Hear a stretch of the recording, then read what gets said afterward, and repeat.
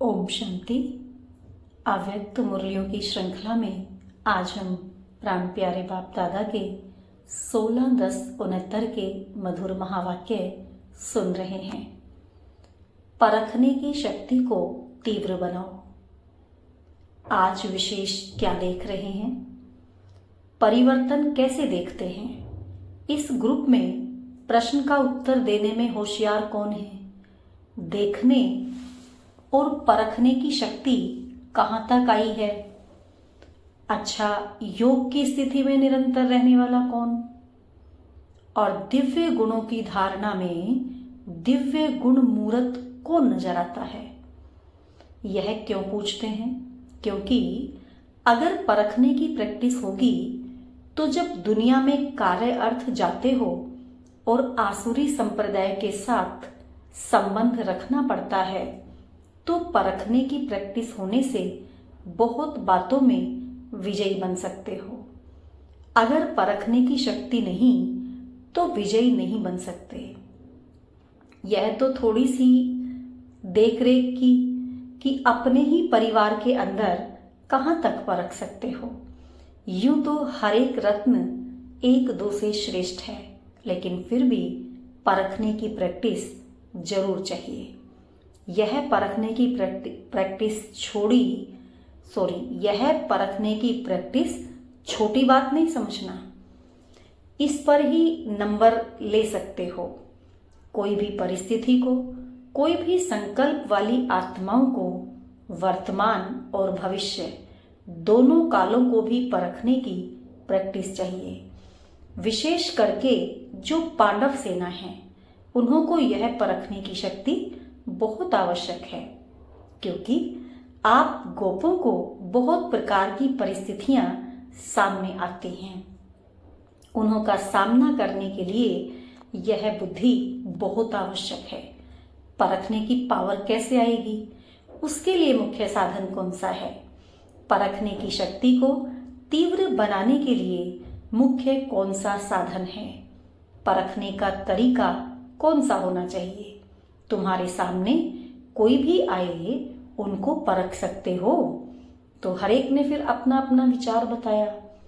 सभी का रहस्य तो एक ही है, अव्यक्त स्थिति व याद व आत्मिक स्थिति। बात तो वही है, लेकिन आत्मिक स्थिति के साथ साथ यथार्थ रूप से वही परख सकता है जिनकी बुद्धि में ज्यादा व्यर्थ संकल्प नहीं चलते होंगे। उनकी बुद्धि एक की ही याद में, एक के ही कार्य में और एक रस स्थिति में होगी। वह दूसरे को जल्दी परख सकेंगे।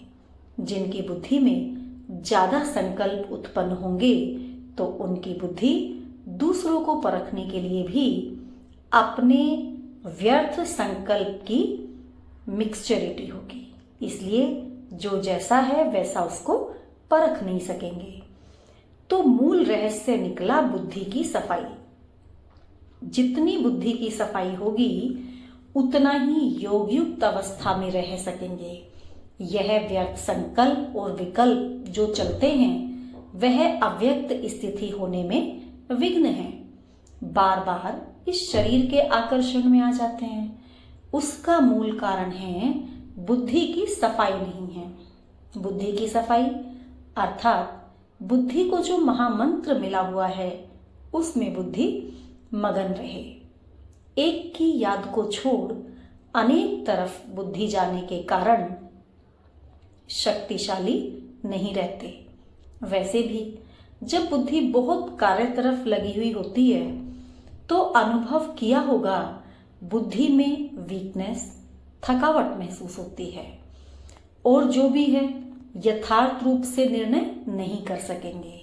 इसी रीति व्यर्थ संकल्प विकल्प जो चलते हैं यह भी बुद्धि को थकावट में लाते हैं। थकी हुई कोई भी आत्मा न परख सकेगी न निर्णय कर सकेगी। कितना भी होशियार होगा तो थकावट में उनके परखने निर्णय करने में फर्क पड़ जाता है। सारा दिन इन संकल्पों से बुद्धि थकी हुई होने कारण निर्णय करने की शक्ति में कमी आ जाती है। इसीलिए विजयी नहीं बन सकते। हार खाने का मुख्य कारण यह है, बुद्धि की सफाई नहीं है। हार खाने का मुख्य कारण क्या बताया बाबा ने, कि बुद्धि की सफाई नहीं है। जैसे उन्हीं की हाथ की सफाई होती है ना, आप फिर बुद्धि की सफाई से क्या क्या कर सकते हो, वह हाथ की सफाई से झट से बदल देते हैं, देरी नहीं लगती, इसीलिए कहते हैं जादूगर। तो आप में भी बदलने का जादू आ जाएगा। अभी बदलने सीखे हो, लेकिन जादू के समान नहीं बदल सकते हो, अर्थात जल्दी नहीं बदल सकते हो, समय लगता है। जादू चलाने के लिए जितना समय जिसको मंत्र याद रहता है, उतना उसका जादू सफल होता है। तो आपको भी अगर महामंत्र याद होगा तो जादू के समान कार्य होगा। अब इसी में देरी है। तो अब इस भट्टी से क्या बनकर निकलेंगे, जादूगर। अगर इतने जादूगर भारत के कोने कोने में छा जाएंगे तो क्या हो जाएगा, 1 मास के अंदर कुछ और नजारा देखने में आएगा। अब तो तैयारी करनी पड़ेगी ना। अगर इतने जादूगर बदलने का कार्य शुरू कर देंगे तो फिर क्या करना पड़ेगा। ऐसी कुछ नवीनता आप भी देखना चाहते हो और बाप दादा भी चाहते हैं। ऐसा आवाज फैल जाए कि यह कौन कहां से प्रकट हुए हैं। ऐसा महसूस हो कि एक एक स्थान पर कोई अलौकिक आत्मा अवतरित होकर आई है। एक अवतार इतना कुछ कर सकता है तो यह कितने अवतार हैं। यहां से जब जाओ तो ऐसे ही समझकर जाना कि हम इस शरीर में अवतरित हुए हैं ईश्वरीय सेवा के लिए।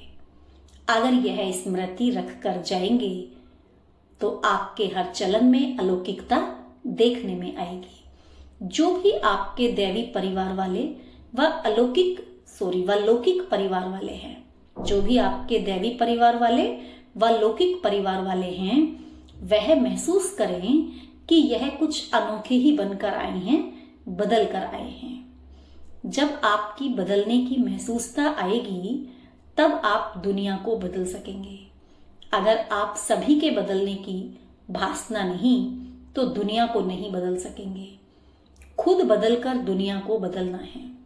ऐसे ही समझकर चलना कि निमित्त मात्र इस शरीर का लोन लेकर ईश्वरीय कार्य के लिए थोड़े दिन के लिए अवतरित हुए हैं।